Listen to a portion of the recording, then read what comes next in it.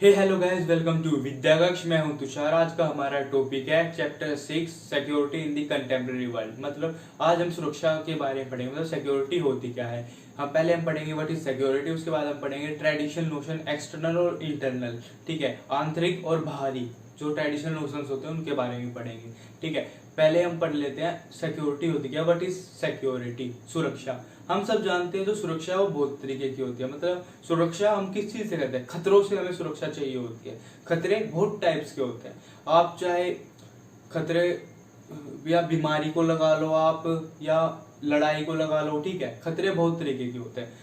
पर इस बारे में हम इस वाले चैप्टर में सबसे ज्यादा जो हम मेन पढ़ेंगे तो हम सब सारे खतरों के बारे में, पर हम मेन फोकस रहेगा हमारा युद्ध के बारे में। मतलब जो युद्ध होती है उस वॉर होता है उससे हमें क्या खतरा रहता है, और जो इंटरनल मैटर्स होते हैं हमें उनसे क्या खतरा रहता है, जो इंटरनल थ्रेट्स होते हैं वे कौन कौन से खतरे होते हैं। ठीक है, सबके बारे में पढ़ेंगे। सिंपल सी बात है, सिक्योरिटी होती क्या है, व्हाट इज सिक्योरिटी, सुरक्षा होती क्या है। सुरक्षा हम सब जानते हैं कि जो मनुष्य का जीवन है वो पूरी तरीके से खतरों से भरा हुआ है। एग्जाम्पल ले लीजिए आप, जैसे कोई मैं खुद को ही ले लेता हूँ। जैसे मैं घर से बाहर निकला, ठीक है, मैं अपने घर से बाहर निकला और मैं रोड पे गया, पता चला किसी गाड़ी वाले ने मेरे को टक्कर मार दी और मेरे को उड़ा दिया। ठीक है, मान लीजिए मेरे को उड़ा दिया। सबको पता है कि रोड पे खतरा होता है। ठीक है, मेरे को भी पता था खतरा होता है, पर मेरे को ये नहीं पता था कि गाड़ी वाला मेरे को उड़ा देगा। ठीक है, फिर भी घर से बाहर तो निकलना होता है भाई। घर में तो डर के उससे घर में तो रह नहीं सकते। मतलब सिक्योरिटी खुद की रखनी होती है। मतलब सुरक्षा खुद सुरक्षा करनी होती है अपनी। ठीक है, मतलब अगर मैं घर से बाहर नहीं निकलता तो मैं ये सोच सकता अगर मैं घर से बाहर नहीं निकलता तो मेरा एक्सीडेंट नहीं होता। ठीक है, मतलब मनुष्य का जीवन हर हर तौर पर खतरों से भरा हुआ है, पर उसको खुद की सुरक्षा खुद करनी होगी। सिंपल सी बात है, सिक्योरिटी की जो सिक्योरिटी वाला क्वेश्चन है ना आपका 1 मार्क्स में आता है। मतलब व्हाट इज सिक्योरिटी, सिक्योरिटी होती क्या, सुरक्षा होती क्या है। सुरक्षा होती है मतलब फ्रीडम फ्रॉम थ्रेट्स। आपका सिंपल सा आंसर है इसका, फ्रीडम फ्रॉम थ्रेट्स। मतलब खतरों से आजादी को सुरक्षा कहा जाता है। Freedom from threats is known as या इट्स कॉल्ड सिक्योरिटी। ठीक है, फ्रीडम फ्रॉम थ्रेट, खतरों से आजादी को सुरक्षा कहा जाता है। ठीक है, हमारा सुरक्षा वाला टॉपिक खत्म होता है। अब हमारा इसमें सुरक्षा के लिए हम ट्रेडिशनल नोशन एक्सटर्नल के बारे में पढ़ेंगे, फिर उसके बाद हम ट्रेडिशनल नोशन इंटरनल के बारे में पढ़ेंगे। हम पहले बाहरी ट्रेडिशनल नोशन के बारे में पढ़े थे, एक्सटर्नल वाले की। ठीक है, The greatest danger of a country is formed from military threats. The source of danger is another country which is treating military action endanger the core values of sovereignty, independence and territorial integrity, also the lives of the ordinary citizens. ठीक है, जो कोई मतलब जो किसी भी country को जो बाहरी खतरा होता है ना अपनी सुरक्षा को लेकर, वो उसको खतरा होता है। किसी भी मिलिट्री का खतरा होता है उसको। पर उस कंट्री को ना खुद की मिलिट्री से कोई खतरा नहीं होता। क्यों भाई, खुद की मिलिट्री है उनकी प्रोटेक्शन के लिए, उन पे हमला करने के लिए नहीं, किसी भी देश की मिलिट्री। पर जो कोई भी कंट्री है उसको खतरा होता है जो दूसरे कंट्रीज की मिलिट्री होती है उनसे खतरा होता है, क्योंकि दूसरे कंट्रीज कभी उस पर अटैक ना कर दे। ठीक है, इसलिए उनको खतरा रहता है उससे। The source of danger country which is treating military action and, और हमला करने से, या और जो उनकी कंट्रीज की कोर वैल्यूज होती है, जैसे आपकी सॉर्वेनिटी लगा लो। ठीक है, सॉर्वेनिटी हो गई। ठीक है, उसको खतरा रहता है। इंडिपेंडेंस, आजादी को खतरा रहता है उनकी। ठीक है, मतलब कोई कंट्री हमला करेगी तो वो ये तो नहीं कि हमला करके मार पीट के चली जाएगी, कब्जा करेगा भाई वो। ठीक है, तो सॉर्वेनिटी को उनकी खतरा रहेगा, इंडिपेंडेंस को खतरा रहेगा, और उनकी जमीन पर कब्जा भी करेगा, टेरिटोरियल इंटीग्रिटी को भी खतरा रहेगा। ठीक है, और सबसे बड़ी बात, अगर युद्ध होगा, अगर कोई किसी भी कंट्री के साथ युद्ध होगा ना, तो ये नहीं कि युद्ध होगा सोल्जर मारे जाएंगे, वहां के जो आम नागरिक है, ऑर्डिनरी सिटीजन्स हैं, वे भी मारे जाएंगे आपके। ठीक है, तो जो कोई भी कंट्री होती है वे ये सोचती है कि युद्ध को कैसे न कैसे रोका जाए, और जो जिंदगी है, लाइफ है ऑर्डिनरी सिटीजन्स, उसको बचाया जाए, प्रोटेक्ट किया जाए। ठीक है, in a war only soldiers will be hurt और किल्ड, और ordinary man and women are target of war to break their support of war. मैंने अभी आपको बताया था कि जो कभी भी युद्ध होता है ना, युद्ध में खाली आपके ना ही सैनिक मारे जाते हैं। ठीक है, ना ही सैनिक मरते हैं, ना ही उनको चोट लगती है। ठीक है, सैनिक मरते भी है, उनको चोट भी लगती है, पर जो युद्ध होता है ना उसको मेनली युद्ध इसलिए किया जाता है कि उसमें युद्ध में ना टारगेट किया जाता है किसी भी कंट्री, अगर युद्ध होता है ना तो वहां के ऑर्डिनरी सिटीजन्स को, या वो पुरुष हो या महिला हो, उनको टारगेट किया जाता है। क्योंकि कोई भी कंट्री है ना, उसका सबसे बड़ा सपोर्ट होता है वहां के लोग, वहां की जनता। जनता को टारगेट किया जाता है युद्ध के लिए। आपने सुना होगा सेकेंड वर्ल्ड वॉर जब चल रहा था, युद्ध चल रहा था एलाइड और एक्सिस फोर्सेस के बीच में, ठीक है, उसमें अमेरिका ने जापान के ऊपर एटॉमिक बम गिरा दिए थे, ठीक है।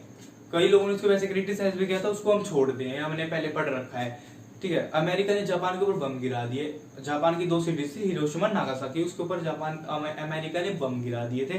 क्यों गिराए थे कि अमेरिका ने जो बम गिराए थे ना, वे वहां के मिलिट्री के ऊपर नहीं गिराए थे।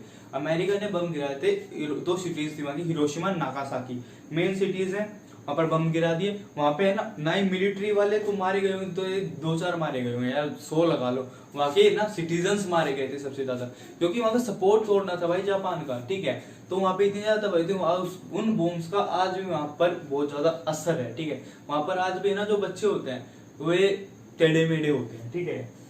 आपको पता होगा जो एटॉमिक बॉम्ब्स की जो रेडिएशन होती है ना, वो बहुत ज्यादा हार्मफुल होती है, ठीक है। तो इसलिए तो जो मैन है और वुमेन है उनको टारगेट किया जाता है युद्ध में। इसलिए कोई भी कंट्री है वो, क्योंकि जो मैन और वुमेन उनको इसलिए टारगेट किया जाता है युद्ध में, क्योंकि जो कंट्री है उसको सपोर्ट को तोड़ने के लिए, क्योंकि वो युद्ध में उनको सपोर्ट होता है कि हमारा देश अभी हमारे साथ है, हमारे लोगों को कुछ नहीं हुआ है, ठीक है। और जो मिलिट्री है वहां की, उनको सब कुछ संभाले हुए है। पर वो जो कंट्रीज युद्ध करती है ना, वो सबसे ज्यादा वहां की दूसरी कंट्रीज के लोगों को टारगेट करती है कि उनको कैसे ना कैसे झुकाया जाए, कैसे ना कैसे उन पे अटैक किया जाए, ठीक है। और सरकार का जो सपोर्ट है उसको कैसे तोड़ा जाए, ठीक है। अब जब हमला हो जाता है, युद्ध चल रहा होता है, तो जो वहां की सरकारें होती है, ठीक है, वहां की जो गवर्नमेंट चल रही होती है कंट्रीज की, उनके पास 3 ऑप्शन होते हैं। पहला जो क्वेश्चन होता है वो युद्ध चला, उसमें रिस्पोंड करने के लिए उनके पास पहला ऑप्शन होता है सरेंडर करना। या तो वो बिना लड़ाई किए, ठीक है, हार मान के सरेंडर कर दे, ठीक है, बिना कि हमने भाई हार मान लिया, हमारे बस की लड़ाई करनी नहीं है तुमसे, हम सरेंडर कर रहे हैं, भाई ऐसा कर दे। परंतु कोई भी कंट्री जल्दी से हार नहीं मानता, क्योंकि उनको पता है अगर उन्होंने हार मान ली ना, तो उनके जो वहां के सिटीजन्स हैं उनको वे कैसे सपोर्ट कर पाएंगे, उनका भी दिल टूट जाएगा, ठीक है। वो प्रोटेस्ट करना स्टार्ट कर देंगे, मतलब अब यार तुमने लड़ा, हाथ नहीं है, तुमने पहले सरेंडर कर दिया। पर वैसे ये 3 ऑप्शन होते हैं उनके पास, सरेंडर, फिर वो सरेंडर नहीं करते हैं। दूसरा ऑप्शन है उनका to prevent other side from attack. जो दूसरी साइड जो हमारा दूसरी साइड है वो अटैक करिए, उसके अटैक को रोको, प्रिवेंट करो, ठीक है। मतलब अटैक करिए, उसके अटैक को रोको और खुद अटैक करो, ठीक है। ये हो सकता है उसके साथ लड़ो, ठीक है। और दूसरा पॉइंट हमारा ये हो गया। और हमारा तीसरा पॉइंट है खुद को डिफेंड करो ड्यूरिंग दी वॉर। जब लड़ाई चल रही होती है तो खुद को डिफेंड करो, खुद को मतलब बचाओ और उसके ऊपर अटैक करो। ये मत सोचो कि अपने जो हमारे जो कंट्रीज, कई कंट्रीज साइन कर लेते हैं युद्ध के ऑब्जेक्टिव्स होते हैं उनके, कि जो कंट्री पहले हमला नहीं करेगी हम उस पर हमला नहीं करेंगे, ठीक है। ये सब छोड़ना पड़ेगा आपको, ठीक है। ये नहीं कि आप उसके अटैक करने की वेट करो, भाई युद्ध छिड़ रखा है तो किस चीज की वेट करनी, लड़ाई हो रखी है, पता चले तुम्हें ही उड़ा दे, ठीक है, तो पहले आप उड़ा दो उसको, ठीक है। तो जो ये ऑब्जेक्टिव्स होते हैं उनको भूलना पड़ेगा आपको, और ठीक है अटैक करना होगा उसको। तो अपने आप को डिफेंड करने के लिए, अपने लोगों को खुद को बचाने के लिए आपको अटैक करना होगा युद्ध के दौरान। 4 कंपोनेंट ऑफ ट्रेडिशनल सिक्योरिटी, ठीक है। हमारे जो मतलब जो 3 फैक्टर्स थे, मतलब जो है गवर्नमेंट को उन तीनों में से एक को चूज करना होगा, या तो उसको सरेंडर करना होगा, या युद्ध को प्रिवेंट करना होगा, उसमें अपने सैनिकों को हेल्प, ठीक है, उसको लड़ाई लड़नी होगी उसके साथ, या खुद को डिफेंड करना होगा, दूसरे को हराना होगा, ठीक है। तीनों चीजों में से एक चीज उसको करनी होगी। अब डिफेंड करने में, एक प्रिवेंट करने में ये भी होता है कि जो सामने वाला है उस बंदे को इतना डरा दो, ठीक है, अपनी पावर को इतना ज्यादा शो करो कि वो पहले डर जाए, पे हमला करने की भी ना सोचे, ठीक है। तो हमारे जो ये 3 चॉइसेस थी कि अगर हमला हो जाए तो खतरा हो तो युद्ध का, तो उसमें क्या क्या हमें अपना सकते हो, हमारा हो गया है। अब हमारे 4 कंपोनेंट आते हैं, ट्रेडिशनल सिक्योरिटी के 4 कंपोनेंट्स है, हम उन 4 कंपोनेंट्स के बारे में पढ़ेंगे, ठीक है। अब हम उन 4 कंपोनेंट्स के बारे में पढ़ेंगे। पहला हमारा कंपोनेंट है डिटरेंस, ठीक है, पहला कंपोनेंट है डिटरेंस, दूसरा है डिफेंस, तीसरा है हमारा बैलेंस ऑफ पावर, और जो हमारा 4th कंपोनेंट है वो है हमारा अलायंस बिल्डिंग, ठीक है, गुट बनाना। पहले हम डिटरेंस की बात करते हैं, मतलब डिटरेंस होता क्या है। डिटरेंस, हमारा डिटरेंस से मतलब preventing war is called deterrence. युद्ध को प्रिवेंट करना, प्रिवेंटिंग वॉर को डिटरेंस कहा जाता है। और जो वॉर को लिमिट करना और उसको खत्म करना, मतलब प्रिवेंट करना, उसमें मतलब संबंधों को सुधारना बिना लड़ाई किए, उसको डिटरेंस कहा जाता है। और युद्ध पर लिमिट लगाना, दूसरों को हमला करके हरा देना, ठीक है, उसको डिफेंस कहा जाता है। मतलब खुद को बचाना, दूसरा मरे भाड़ में जाना तो हमें कोई ठेका नहीं, खुद को बचाना है। और डिटरेंस का मतलब ये होता है कि उन एक दूसरे के साथ बात करके सुलझाना, युद्ध को खत्म करना, प्रिवेंट करना डिटरेंस कहलाता है। और दूसरे को हराकर खुद को बचाना डिफेंस कहलाता है, ठीक है। Preventing war deterrence, limiting and क्या, लिमिटिंग और क्या था वो, हाँ, एंडिंग वॉर, लिमिटिंग और मतलब युद्ध को लिमिट करना और युद्ध को खत्म कर देना डिफेंस कहलाता है। अब हमारा थर्ड कंपोनेंट आता है बैलेंस ऑफ पावर, मतलब पावर को बैलेंस करना, अपनी पावर को बैलेंस करके चलो। क्योंकि जो कंट्रीज होती है ना, मतलब कोई भी कंट्री लगा लो, उनको ना सबसे ज्यादा खतरा ये नहीं कि आपसे यार इतनी 1000 किलोमीटर दूर है, आपको उससे खतरा होगा। आपको सब जो कंट्रीज होती है उनको सबसे ज्यादा खतरा रहता है अपने नेबर से, जो उनके पड़ोसी देश होते हैं उनको सबसे ज्यादा खतरा उनसे रहता है। क्योंकि जो कोई भी आपका पड़ोसी होगा ना, आपको ये नहीं बताएगा कि मैं भाई तुझ पे हमला करने वाला हूँ, ठीक है, ठीक है। नेबर कंट्री होगी कि पहले बता के हमला नहीं करेगा, वो डायरेक्ट हमला करेगा आप पे, ठीक है। और आप एकदम, ठीक है, हड़बड़ी में हो जाओगे कि यार इसने क्या कर दिया, ठीक है। आपको पता होगा पाकिस्तान है ना, कई बार बहुत बार सीज फायर तोड़ता रहता है, ठीक है, इसलिए वो, और उनके पास कोई ओबियस रीजन भी नहीं होता है, ओबियस रीजन भी नहीं होता है, कोई एक ऐसा रीजन होता नहीं है उनके पास कि हमने अटैक इसलिए किया है, वे अटैक कर देते हैं। Obvious reason for attack. They do work hard to maintaining a balance of power with other countries.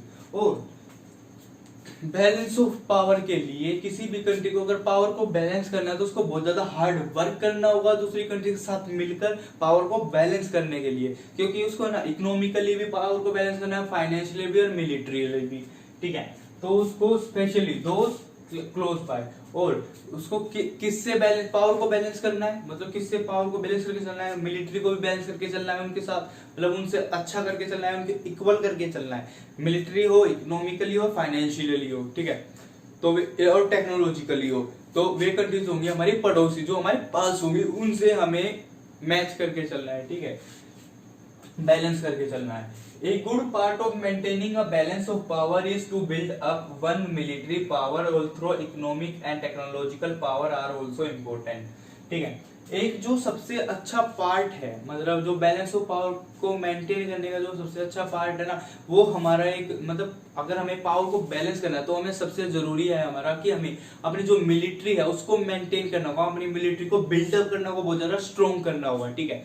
फिर मिलिट्री के बाद हमारा दूसरा पॉइंट आता है इकोनॉमिकली स्ट्रॉन्ग होना होगा हमें, ठीक है। हमें इतना ज्यादा इकोनॉमिकली स्ट्रॉन्ग होना होगा कि हम, अगर हम टेक्नोलॉजिकली स्ट्रॉन्ग नहीं है, फिर मतलब हमारी टेक्नोलॉजी नहीं अच्छी है तो हम खरीद सके दूसरी कंट्री से टेक्नोलॉजी, ठीक है। इतना इकोनॉमिकली स्ट्रॉन्ग होना होगा कि हम भूखे ना मरे, अगर युद्ध चल रहा है तो लोगों को कोई दिक्कत ना हो, ठीक है। अब हमारा तीसरा पॉइंट आता है इसका, इकोनॉमिकली स्ट्रॉन्ग हो गए, और उसके इकोनॉमिकली स्ट्रॉन्ग होने के साथ साथ में टेक्नोलॉजिकली स्ट्रॉन्ग होना पड़ेगा। तीनों को बैलेंस करके चलना पड़ेगा, मिलिट्री को, इकोनॉमिकली भी, और हमारा टेक्नोलॉजी है, जो टेक्नोलॉजी है उसको भी मेंटेन करके चलेंगे तो पावर अच्छे से बैलेंस हो पाएगी और टेक्नोलॉजी भी बहुत ज्यादा अच्छी होगी, ठीक है। और जो कंट्री है ना वहां पे हमला करने की बिल्कुल सोचेगा नहीं, उसको भाई डर बना रहेगा, क्यों, टेक्नोलॉजी भी इतनी अच्छी है, बंदा इकोनॉमिकली भी स्टेबल है और उसकी जो मिलिट्री है वो भी स्ट्रॉन्ग है। तो भाई हम क्या कर सकते हैं, हम मानते हैं जैसे इंडिया ने अभी राफेल मंगाए हैं, ठीक है, तो क्यों चाइना के साथ लफड़ा चला तो इंडिया ने राफेल मंगाए हैं। तो अब चाइना के ना दिल में एक डर बैठा हुआ है कि जो राफेल है उसके जो प्लेन्स है उनसे बहुत ज्यादा डेंजर एडवांस है, ठीक है। और जो राफेल है उसको ये बोला जाता है कि सुनने में ये आता है कि जो राफेल की जो मिसाइल्स होते हैं उसको कोई रोक नहीं सकता, ठीक है। अगर उसने एक बार टारगेट कर दिया तो वहां जाके वो टकराएगी, ठीक है, जो अटैक करता है राफेल। तो ठीक है, तो मतलब एक डर बना के रखना है बंदे के सामने कि अगर भाई मैंने इसके साथ लड़ाई की ना तो ये मेरे को तबाह कर देगा, ठीक है। तो ये होता है बैलेंस ऑफ पावर। उसके अंदर डर बैठा के रखना है कि बेशक आप यार इतने ज्यादा स्ट्रोंग हो ना, पर डर बैठा के रखना है, आपको युद्ध ना करना हो, पर डर बना के रखो कि वो दूसरा आप पे हमला करने की कभी सोचे ही ना। ठीक है, फोर्थ कंपोनेंट, अब हमारा सबसे इंपॉर्टेंट चौथा कंपोनेंट आता है अलायंस बिल्डिंग, गुट बनाना। ठीक है, आपने सुना होगा मैं जब अमेरिका का और सोवियत यूनियन का जब एक झगड़ा चल रहा था, कोल्ड वॉर चल रही थी जब, तो अमेरिका ने और यूएसएसआर ने दोनों ने ग्रुप्स बनाए थे। जैसे अमेरिका ने बनाया था आपका नाटो और यूएसएसआर ने बनाया था आपका वार्सा पैक्ट। ठीक है, जो नाटो था ना, नाटो में 12 कंट्रीज से सबको पता है, उन 12 कंट्रीज ने एक एग्रीमेंट साइन किया था जिसमें उनकी वो एक एग्रीमेंट हुआ जिसमें ये लिखा था कि हम 12 कंट्रीज नाटो के अंदर शामिल हैं, अगर हम में से 12 में से कंट्रीज में किसी एक कंट्री पर भाई हमला होगा, ठीक है, वेस्टर्न यूरोप में को भी मिलाकर, ठीक है, अमेरिका ने बनाया था इसको, तो हम सब उस पर अपने ऊपर हमला मानेंगे। 12 की 12 कंट्रीज, किसी एक पर भी हमला हो तो सारे उसको अपने ऊपर हमला मानेंगे और उसका मिलकर जवाब देंगे। ठीक है, तो भाई ट्रीटी अलायंस बिल्डिंग इसलिए इंपॉर्टेंट होती है कि बंदे के अंदर भी डर बैठाया जाए अलायंस बिल्डिंग के उससे, कि भाई इसके साथ इतनी पावरफुल कंट्री है, अगर मैंने इसके ऊपर हमला कर दिया तो यार कभी ये इसके साथ ना आ जाए, इसके साथ क्यों उसको सपोर्ट ना करे। तो बंदा है ना वो लड़ाई करने की जल्दी सोचता नहीं है, स्थिति बनी रहती है युद्ध की, पर लड़ाई करेगा नहीं वो जल्दी से। ठीक है, अटैक नहीं करेगा आपको आप पर वो पहले जल्दी से। और अलायंस बनाकर जो कंट्रीज है ना उनके साथ कोलेशन करना, ठीक है, ग्रुप्स बनाना, कोलेशन करना, मतलब एक साथ बहुत सारी कंट्री के साथ कोलेशन बनाना। ठीक है, कोलेशन ऑफ स्टेट्स करना, alliance building coalition of states कहा जाता है। अब अलायंस बिल्डिंग है ना होता क्या है, ठीक है, हो गया हमारा अलायंस बिल्डिंग गुट बना, coalition of states, alliance based on national interest. और आपको पता होगा जो हमारा अलायंस होती है वो एक सभी जो अलायंस गुट बनाते हैं उनका एक खुद का एक नेशनल इंटरेस्ट होता है, उनका एक खुद का एक मतलब होता है, वो इसलिए बनाते हैं, अपने फायदे के लिए अलायंस बनाई जाती है। भाई कोई ये नहीं बनाता कि भाई तेरा फायदा हो जाए इसलिए अलायंस बना रहे हैं तेरे साथ, उनका खुद का भी फायदा होगा भाई जब अलायंस बनाएंगे आपके साथ। अगर वो आपको प्रोटेक्शन दे रहे हैं ना तो वो खुद भी प्रोटेक्शन लेंगे आपसे, ये नहीं कि भाई मैं तेरे को प्रोटेक्शन दे रहा हूँ मुझे तेरी प्रोटेक्शन की जरूरत नहीं है। ठीक है, वे आपसे भी प्रोटेक्शन लेंगे। ठीक है, तो नेशनल इंटरेस्ट होता है उनका खुद का। और जो अलायंस ना वो जब खत्म होती है, जब उनका नेशनल इंटरेस्ट खत्म हो जाएगा ना तो अलायंस भी भाई खत्म हो जाएगी। ठीक है, इंटरेस्ट खत्म, अलायंस खत्म। ठीक है, अब जो नेशनल इंटरेस्ट है वो जब चेंज होता है जब अलायंस चेंज हो जाए। ठीक है, अलायंस खत्म हो जाएगी तो नेशनल इंटरेस्ट चेंज हो जाएगा। अब नेशनल इंटरेस्ट चेंज हो जाएगा तो मैं इसको आपका सीधा सा एग्जांपल है, आपको पता होगा जो अमेरिका है, जो अफगानिस्तान के जो अफगानी मिलिटेंट्स है, जो टेररिस्ट ग्रुप है अलकायदा हो गया, तालिबान हो गया। अमेरिका 1980s में जब सोवियत यूनियन का और अमेरिका का जो झगड़ा कोल्ड वॉर चलता रहता है तो अमेरिका इसको सपोर्ट करता है तालिबान को। ठीक है, अफगानिस्तान का जो टेररिस्ट ग्रुप है तालिबान उसको अमेरिका सपोर्ट करता है। ठीक है, तो अमेरिका सपोर्ट करता है कि उस टाइम पे वो अमेरिका उनके साथ होता है, वो सपोर्ट करता है कि उसके सोवियत यूनियन के खिलाफ इस्तेमाल करता है। पर जब कोल्ड वॉर खत्म हो जाता है तो भाई अमेरिका उसको भी इतना ज्यादा वो नहीं करता। तो जो एक टेररिस्ट ग्रुप है अलकायदा, आपको सबको सुना होगा, अलकायदा भाई बहुत ज्यादा डेंजर टेररिस्ट ग्रुप है जिसका लीडर था Osama bin Laden. Osama bin Laden ने ना अमेरिका के ऊपर 11 सितंबर 2001 को एक टेररिस्ट स्ट्राइक कराई थी आतंक। ठीक है, अमेरिका के 4 प्लेन्स को हाईजैक करके जो वर्ल्ड ट्रेड सेंटर है अमेरिका का सबसे ऊंची बिल्डिंग का तो उसके ऊपर क्रैश करा दिए थे। ठीक है, जो वर्ल्ड ट्रेड सेंटर के नॉर्थ और साउथ टावर थे ना दोनों के अंदर क्रैश करा दिए थे। 2 प्लेन्स वहां टकरा गए थे, एक जो प्लेन था वो पेंसिल्वेनिया के खेत में जाकर गिरा था। ठीक है, और ठीक है उसका क्यों टारगेट मिस हो गया था, वो पेंसिल्वेनिया के खेत में जाकर गिर गया था। ठीक है, तो जो ये 9/11 और इस अटैक को ना जो 11 सितंबर 2001 को अटैक होता है इसको 9/11 के अटैक के नाम से जाना जाता है। और जो ये अटैक है ना अमेरिका ने इसको सबसे बड़ा अटैक कहा था उसकी ह्यूमन हिस्ट्री में। ठीक है, तो भाई ठीक है आपका सिंपल सा एग्जांपल है, मतलब अमेरिका उस टाइम पे उसको सपोर्ट करता था, पर जब अमेरिका का मतलब पूरा हो गया, ठीक है, तो अमेरिका ने भाई उससे रिश्ता खत्म होने पर उसने फिर अलकायदा ने अमेरिका पर ये टेररिस्ट स्ट्राइक कर दी कि भाई अब तूने हमें बनाया, पर उस अमेरिका ने उनको बनाया था पर उसने अमेरिका पर ये अटैक कर दिया था। ठीक है, स्ट्राइक कर दिए थे terrorist. Most threats to a country come from outside its border. और हम सबको पता है भाई, जो सबसे ज्यादा खतरे होते हैं ना किसी भी देश के लिए, जो खतरा पैदा होता है वो आउटसाइड बॉर्डर पैदा होता है। कोई जो खतरा होगा ना किसी देश के कंट्री के अंदर, टेरिटरी के अंदर पैदा नहीं होगा, उसको खतरा होगा अपने आउटसाइड बॉर्डर से, अपने बॉर्डर के बाहर से खतरा होगा उसको। The threat of violence is regulated by an acknowledge central authority. और हम सब जानते हैं जो हमारे ये है ना खतरा होता है, जो वायलेंस होती है वो हमें इसलिए होती है क्योंकि जो रेगुलेशन करता है, मतलब जो खतरे को रेगुलेट करता है वो कौन करता है, एक वो जो रेगुलेट करता है वो एक एक्नॉलेज अथॉरिटी होती है, कोई गवर्नमेंट होती है, ठीक है, या एजेंसी होती है, या इंस्टीट्यूशन होता है। अब हमारा जो आज की टाइम में जो हमारे इनको हैंडल कर रहा है, ठीक है, ऐसे वायलेंस को रेगुलेट कर रहा है, उस इंस्टीट्यूशन का नाम है यूनाइटेड नेशंस, यूएन, ठीक है, हमारी इंटरनेशनल ऑर्गेनाइजेशन है। इसके बारे में हमने चैप्टर 6 में पूरे डिटेल में पढ़ा हुआ है, ठीक है।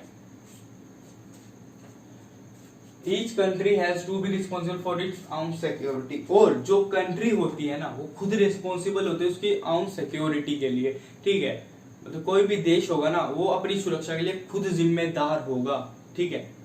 गाइस, जब हमारा सिक्योरिटी का वाला पॉइंट स्टार्ट होता है ट्रेडिशनल नोशन इंटरनल। अब हम आंतरिक सुरक्षा के बारे में पढ़ेंगे, मतलब आंतरिक सुरक्षा होती क्या है। सबको पता है आंतरिक सुरक्षा इंटरनल सिक्योरिटी होती है, अपने कंट्री की जो बाउंड्री होती है उसके अंदर की सुरक्षा करना, उसको इंटरनल सिक्योरिटी बोला जाता है, आंतरिक सुरक्षा बोला जाता है। पर हम सब जानते हैं सेकेंड वर्ल्ड वॉर जैसे ही खत्म होता है उसके बाद कोल्ड वॉर स्टार्ट होता है। जो कोल्ड वॉर होता है ना वो दो ग्रुप्स के बीच में चलता है। उन दो ग्रुप्स का नाम होता है, पहला ग्रुप होता है यूएसए जिसने एक मिलिट्री अलायंस बनाई थी नाटो, और दूसरा ग्रुप होता है हमारा यूएसएसआर, सोवियत यूनियन, ठीक है, उसने अपनी मिलिट्री अलायंस बनाई थी वार्सा पैक्ट, ठीक है। इन दोनों के बीच में है ना कोल्ड वॉर चल रहा था, ठीक है, कोल्ड वॉर चल रहा था 1945 के बाद। तो और इन्होंने ना जो अपने इंटरनल सिक्योरिटी उस पर ज्यादा ध्यान दिया ही नहीं, ठीक है, उसको अपनी इंटरनल सिक्योरिटी को इंपॉर्टेंस दिया ही नहीं उन्होंने, तो खाली इंपॉर्टेंस दे देते अपनी एक्सटर्नल सिक्योरिटी को, जो मतलब आउटसाइड बॉर्डर है उसको इंपॉर्टेंस देते थे, उसको महत्व देते थे कि हमें खाली अपने ना आउटसाइड बॉर्डर की सुरक्षा ज्यादा करनी है, इंटरनल में क्या मैटर है, क्योंकि उस टाइम है ना इनके इंटरनल सिक्योरिटी में मतलब internally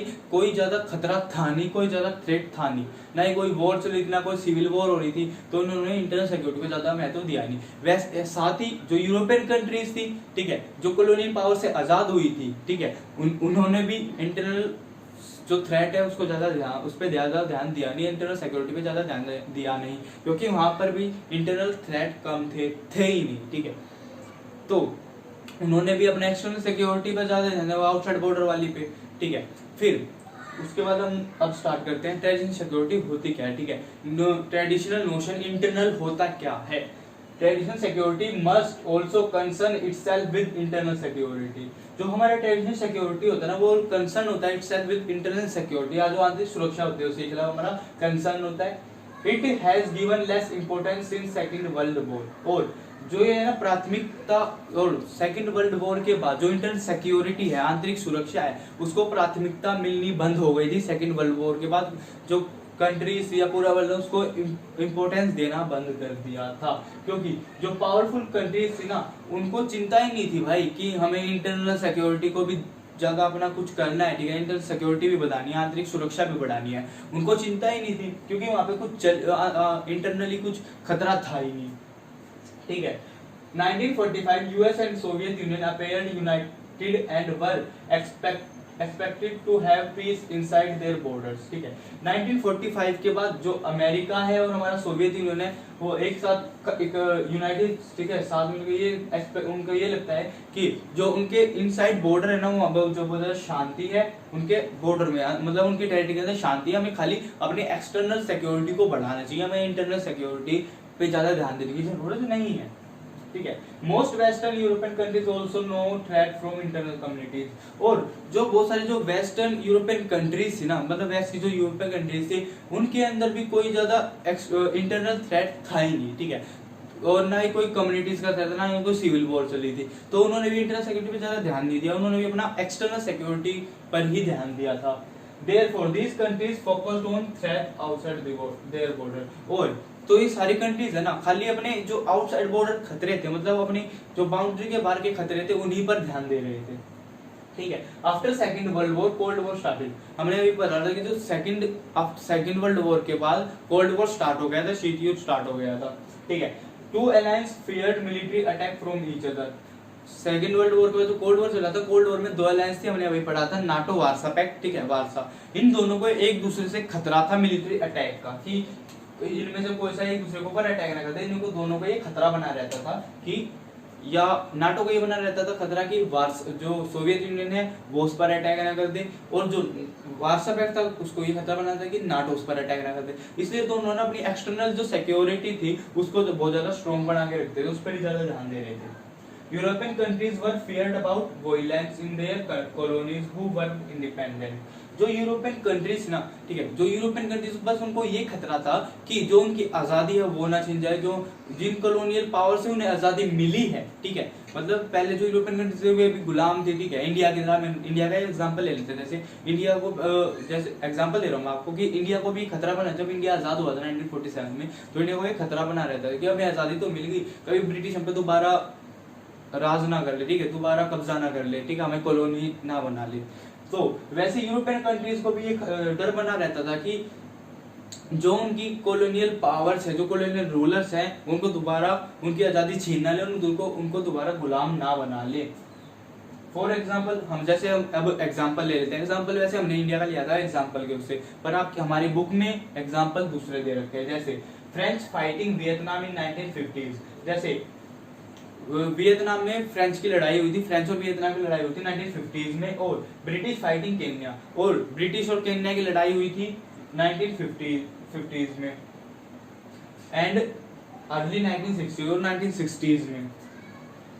As colonies became free in 1940s onward, there were same as Arabian countries, ठीक है, जब कॉलोनीज है ना उनको फ्री कर दिया गया तो सभी जो कॉलोनीज थी ना, जो आजाद तो हो गए थे, पर उनको ये खतरा था कि भाई हम दोबारा से कॉलोनी ना बन जाए, ठीक है, जो जिन्होंने हमें कॉलोनियल रूलर्स ने हमें आजाद किया हमें दोबारा से गुलाम ना बना ले, ठीक है। और साथ में और जो अरेबियन कंट्रीज ना उनके साथ भी भाई ऐसा ही चल रहा था, ठीक है, उनको भी यही खतरा चल रहा था, इंटरनल उस पर ज्यादा ध्यान दे नहीं रहे थे, एक्सटर्नल पे दे रहे थे, ठीक है।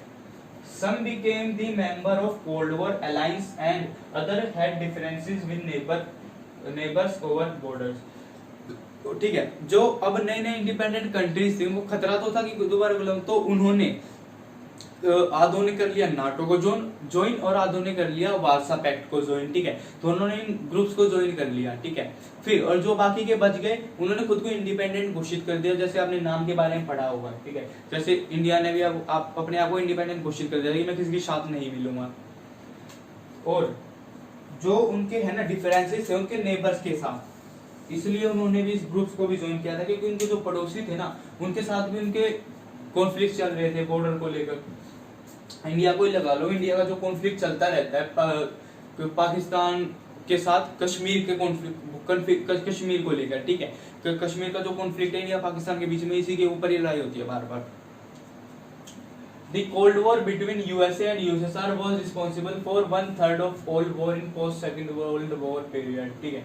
कोल्ड वॉर के बाद बिटवीन, ठीक है, कोल्ड वॉर के बीच में जो हमारे यूएसए थे और यूएसएसआर थे ना, वो वही रिस्पॉन्सिबल थे, जो 1/3 हमारी जो सारी लड़ाइयाँ हो रही थी ना पोस्ट कोल्ड वॉर पीरियड के बाद, वही दोनों ही उसके लिए रिस्पॉन्सिबल थे। थर्ड वर्ल्ड कंट्रीज, अब हमारी जो थर्ड वर्ल्ड कंट्रीज आती हैं after independence they fear that they controlled by there farmer colonial, ठीक है, रूलर्स। अब जो हमारे third world countries, first world हो गया हमारा अमेरिका, सेकंड वर्ल्ड हमारा हो गया वार्सा पैक्ट जो यूएसएसआर को सोवियत यूनियन को बोला जाता है। अब थर्ड वर्ल्ड वो बचा जिन्होंने किसी को ज्वाइन नहीं किया, उन्होंने इंडिपेंडेंट रहना पसंद किया, वो नाम के साथ आ गए, नॉन अलाइनमेंट को ज्वाइन कर लिया उन्होंने, ठीक है। तो अब जैसे इंडिया को लगाते हैं उनको अभी ये खतरा बना रहता है कि जो उनको ये खतरा रहता है कि जो कंट्रोल ना कर ले, जो फॉर्मर कॉलोनियल जो रूलर्स थे उनको दोबारा से उन पर कंट्रोल ना जमा ले अपना, उनको दोबारा से कंट्रोल ना कर ले, ठीक है। थर्ड वर्ल्ड को ये दिक्कत थी, इसलिए उन्होंने भी अपनी इंटरनल सिक्योरिटी पे ज्यादा ध्यान दिया नहीं, एक्सटर्नल को बढ़ाने पे लग रहे थे, अपनी बॉर्डर की सिक्योरिटी ज्यादा कर रहे थे। Challenges faced by newly independent countries of Asian and African, अब कुछ चैलेंजेस आते हैं, ठीक है, अब कुछ चैलेंजेस आते हैं जो नई नई आजाद हुई कंट्रीज थी एशिया की, अफ्रीका की, उन्होंने कौन कौन से चैलेंजेस को फेस किया, ठीक है। Internal military conflict from with in country, ठीक है। जो नई नई आजादी इंडिपेंडेंट कंट्री थी ना, उनके इंटरनल मिलिट्री कॉन्फ्लिक्ट चल रहे थे, ठीक है, कंट्री के अंदर ही, ठीक है, मिलिट्री कॉन्फ्लिक्ट चल रहे थे। जैसे अब इंडिया का पार्टीशन हुआ था तो सबको पता है कि उनके साथ कॉन्फ्लिक्ट चल रहे थे, पाकिस्तान टूट गया था तो उनके इंटरनल कॉन्फ्लिक्ट चल रहे थे कश्मीर को लेकर पाकिस्तान के साथ। Feared their neighbour more than US and USSR, और उनको अपने पड़ोसियों से ज्यादा खतरा रहता था, ठीक है, उनको यूएस से पड़ोसियों से इतना खतरा रहता था, उनको यूएसए और यूएसएसआर के बारे में सोचने का समय ही नहीं था, ठीक है, इनको इतना खतरा बना रहता था अपने नेबर से, ठीक है। इंडिया को ये खतरा लगता था कि वो कश्मीर के इशू के ऊपर लड़ाई न कर दे, या कश्मीर के ऊपर, इंडिया और पाकिस्तान के बीच में कश्मीर के ऊपर लड़ाई होती है, सबको पता है। क्वेरल्ड ओवर, ठीक है, अब उनके बीच में झगड़ा होता है बातचीत वाला, क्वेरल्ड ओवर, ठीक है, जो कई कंट्रीज के बीच में जो नई आजाद हुई थी उनको बॉर्डर को लेकर झगड़ा होता है। एग्जाम्पल हम फिर इंडिया का लेते हैं, ठीक है, इंडिया और पाकिस्तान वही है, कश्मीर इशू लेकर, फिर टेरिटरी को लेकर, फिर टेरिटरी को लेकर हमारा इंडिया का चाइना हो गया, नेपाल हो गया, पाकिस्तान हो गया, इन तीनों के साथ टेरिटरी को लेकर झगड़ा चलता रहता है, ठीक है। कभी कोई क्लेम करता है कि हमारी टेरिटरी है, इंडिया क्लेम करता है वो हमारी टेरिटरी है, ठीक है। पीपल एंड और control over people and population, और ये दोनों के, इन दोनों के बीच में ये झगड़ा भी चलता रहता है कि लोगों को कैसे कंट्रोल किया जाए, और पॉपुलेशन कंट्रोल के ऊपर भी झगड़ा चलता रहता है। Threat from separatist movement which wanted to from independent countries, और जो नए नए आजाद हुई कंट्रीज थी ना उनको ये खतरा रहता था सेपरेटिस्ट मूवमेंट, ठीक है, उनसे बहुत ज्यादा खतरा रहता था। जैसे हम एग्जांपल इंडिया का ही ले लेते हैं, इंडिया के अंदर सेपरेटिस्ट मूवमेंट चल रही थी, ठीक है, तो कश्मीर मुद्दे को लेकर जो कश्मीरी थे ना, जो कश्मीर के लोग थे वे ये चाहते थे कि कश्मीर को अलग कर दिया जाए, नहीं तो हमें एक अलग कंट्री चाहिए, ठीक है, तो उनको है ना सेपरेटिस्ट मूवमेंट को पाकिस्तान सपोर्ट करता था, ठीक है, कि कश्मीर को सेपरेट करो, अलग करो, या हमारे साथ मिलाओ, ठीक है, उसके लिए भी। तो former independent countries wanted to form independent, उनको आजादी चाहिए थी। Countries neighbour help in separatist movement, और जो पड़ोसी थे हमने बात की थी, और जो पड़ोसी थे ना, ठीक है, वो उनको हेल्प करते थे सेपरेटिस्ट मूवमेंट में। जैसे इंडिया की सेपरेटिव मूवमेंट चलती तो पाकिस्तान उनको हेल्प करता था, ठीक है, जैसे कश्मीरीज को। Internal war now constitute 95% of all armed conflict, ठीक है। अब जो हमारे इंटरनल वॉर्स थी, ठीक है, इंटरनल वॉर्स, सिविल वॉर्स, जो कंट्रीज के बीच में वॉर चल रही थी, अंदर वॉर चल रही थी, उनमें 95% हथियारों का आर्म कॉन्फ्लिक्ट चल रहा था, सिविल वॉर चल रही थी, और जो लड़ी जा रही थी anywhere in the world between 1946 1991, ठीक है। जो सिविल वॉर थी, ठीक है, जो लड़ाइयाँ थी, इंटरनल वॉर थी, वो 1945 से लेकर 1991 तक तो चल रही थी, पर उन पर इतना ज्यादा ध्यान नहीं दिया जा रहा था कोल्ड वॉर के दौरान, क्योंकि सबसे ज्यादा एक्सटर्नल सिक्योरिटी पर ध्यान दिया जा रहा था, ठीक है। और these were are 12 fold rise in civil war, और 1946 से 1991 तक इसमें जो सिविल वॉर्स थी उसमें 12 फोल्ड, मतलब 12 गुना बढ़ोतरी हो गई थी सिविल वॉर्स में, जो युद्ध चल रहे थे उनमें 12 गुना बढ़ोतरी हो गई थी। Now states had external war from neighbours, ठीक है, और जो कुछ कंट्रीज थी ना उनके साथ उनकी और एक्सटर्नल वॉर भी चली थी, मतलब बॉर्डर को लेकर युद्ध भी चल रहे थे, ठीक है, पड़ोसियों के साथ, नेबर्स के साथ। एंड इंटरनल वॉर्स, और आंतरिक कंट्रीज के अंदर आंतरिक युद्ध, तो इंटरनल वॉर्स तो चल रहे थे, ठीक है, सिविल वॉर भी चल रही थी, पर उनके अंदर उनके साथ साथ में उनके एक्सटर्नल बॉर्डर वाले भी कॉन्फ्लिक्ट चल रहे थे, ठीक है। Post the threat of their security, और जिसने एक बहुत बड़ा खतरा पैदा कर दिया था उनकी सुरक्षा के लिए, सिक्योरिटी के लिए, ठीक है। इस हमारा जो टॉपिक है खत्म होता है। अगर आपको इस चैप्टर के नोट्स चाहिए, नोट्स का लिंक डिस्क्रिप्शन में है, ठीक है, आप वहां से जाकर चेक कर सकते हैं, और आप हमें इंस्टाग्राम पर भी फॉलो कर सकते हैं, इंस्टाग्राम का लिंक भी डिस्क्रिप्शन में है, ठीक है। और जो ये नोट्स हैं आपको इंस्टाग्राम पर ही मिलेंगे, ठीक है, आप वहां से जाकर स्क्रीनशॉट लीजिए, डाउनलोड कर सकते हैं। और अगर आपको वीडियो अच्छी लगी है तो वीडियो को लाइक कर देना और चैनल को सब्सक्राइब कर देना, और आप वीडियो को अपने दोस्तों के साथ भी शेयर कीजिए और उनसे भी चैनल को सब्सक्राइब कराइए, ठीक है। आपको और गाइस एक बार दोबारा बोल रहा हूँ, अगर आपको वीडियो अच्छी लगी वीडियो को लाइक कर देना, चैनल को सब्सक्राइब कर देना, अपने दोस्तों के साथ भी शेयर करो वीडियो को, ठीक है। Thank you guys.